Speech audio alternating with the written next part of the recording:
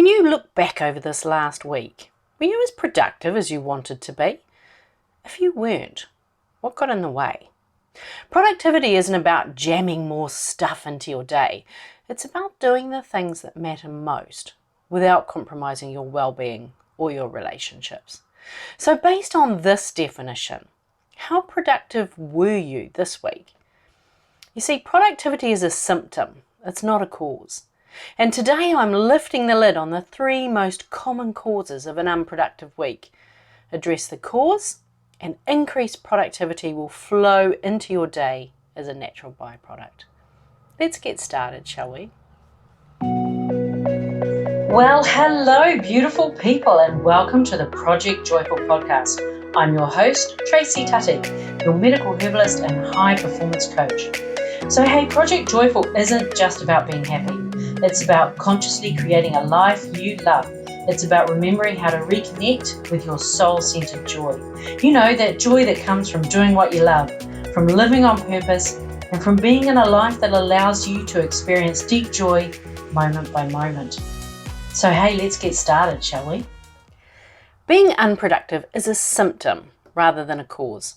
That's why embracing yet another productivity system won't make much of a difference. It's like putting a band-aid on a severed artery. You may feel like you're doing something, but your patient is most likely not going to make it. We often mistake being busy for being productive. We boast about how busy we are and how on top of it we think we might be. We applaud the busy people.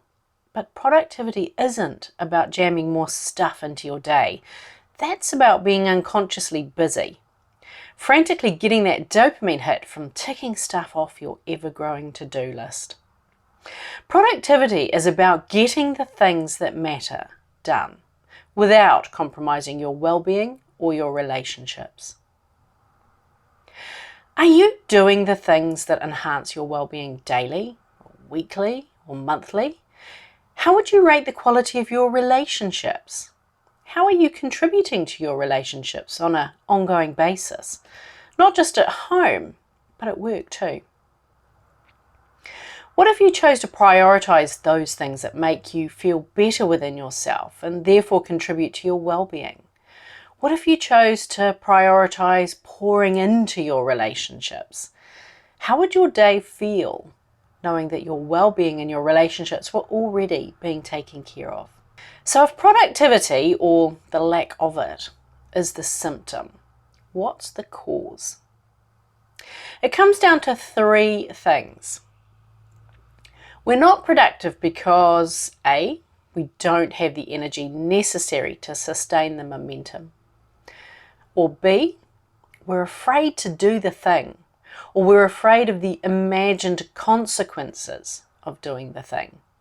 Or C, we're bored. What? Bored? Yes. We've disengaged from the thing that lights us up, or we're in a transition phase and we're avoiding the quest that transitions bring because, well, yep, you guessed it, B, we're afraid. So let's look at each of these in turn. If we're unproductive because we simply don't have the energy to maintain a productive state, this often shows up in conversations I have with clients as them thinking that they're unmotivated. But the thing with motivation is that it isn't the starter in your engine. It's the end result. We begin with a decision. I'm going to achieve that or be that. Our decision gives birth to a goal. Our goal breeds routines designed to achieve our goal. Notice something? Motivation isn't even on the board yet. We make ourselves repeat our routines, and it's sheer willpower sometimes because we're in that space of hope and faith. We're doing the thing consistently before we've seen the result. Do that routine enough times and it becomes a habit. Follow through on that habit enough times and it becomes simply who you are. And that is called an identity shift. So you're beginning to think, act and feel different now. Now you get to feel motivated. You're seeing results, and this new way of being is just who you are. Your motivation begins to feed your actions. Your actions have now been applied consistently enough to begin to generate results. And those results in themselves are motivating. So your lack of productivity isn't a motivation problem. You simply don't have the energy necessary to start and, more importantly, sustain the routine. Now, you could naturally boost your energy with high nutrient fueled foods, herbs, breath work or movement, and you'll notice an increase in your productivity. And we talk about these things in the Revitalize coaching program. Now, unless you're afraid and you're choosing to let fear win, your increased energy will boost your ability to get things done, so you're doing more. But remember our definition. Productivity is the ability to get what matters done without compromising your well-being or your relationships. Enter your mind. Your mind's job is to keep you safe. Your mind equates safety with you doing exactly the same thing, day in, day out. Why? Well, because then your mind can predict the future. Doing the same things repeatedly means you'll end up with the same result. And that result didn't kill you last time, so we'll keep doing that. And your mind doesn't care how you feel about it. It just wants you to keep breathing and your heart to keep beating. Job done. So what happens when you do something different? You speak up in that meeting, you present that paper that you've been working hard on. Oh no, mind can't have you stepping outside of your zone of familiarity. Thoughts will be sent. These thoughts generate feelings. Those feelings generate more of the same types of thoughts, which generate more of the same types of feelings. And on it goes until you don't put up your hand to speak, or you don't put that video out on social. Instead, you're back in your zone of familiarity. The uncomfortable feelings subside and we're all good. You didn't volunteer to present your report or do that live on social. Except that maybe in a parallel universe where you did present that report, your boss was impressed with the presentation, so she gave you the opportunity to get involved with that dream project. And getting involved with that project led to that dream job in that other department.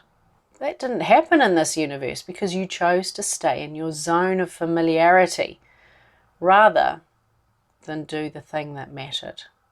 In that tug of war, your mind won, your dreams died. So where does boredom fit into this productivity conundrum? Boredom serves a purpose. It opens us up to possibility by giving our mind free rein to delve into our what-if fantasies. What if I became an artist and took my paintings to that craft fair? What if I went for coffee with that other person on Saturday? Or signed up for that new class at the gym? Transition is a natural part of life. It's that space between one cycle or season ending and another beginning.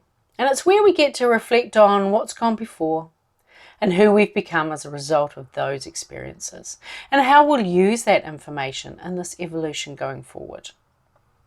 The quest is the vehicle for your transition. So if you're not as productive as you want to be and you're bored, check in. Are you in transition? Is this the time to quest? You're naturally in an indecisive, everything's on the table for consideration vibe. That means you're questing. So if this is where you're at, lean into it, quest away. Don't delay or fight that exploratory urge.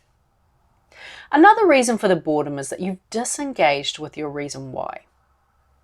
What's the point in being productive if you've lost sight of the big picture, of the point of it all? Is this where you're at? If it is, get daydreaming. What do I want me to be about? How good can this get? Play with it. Reignite your inner flame. Get really clear. Once you have that clarity, make that resolution the reason behind why you do what you do each day. Focus on that, on rekindling your energy to sustain you, and dance with the things that scare you. And if you want some help with that, book a productivity strategy consultation with me. I'd love to help you. Sending you lots of love. Bye for now. Hey, thanks for listening to today's podcast. Can I ask you a favour? If our conversation spoke to you today, could you please take a moment to leave a 5-star review? Your review will help people discover this podcast, and together we can create a world where there's even more love and more laughter. And if you want to hear more from the Project Joyful podcast, just click the subscribe button. Bye for now.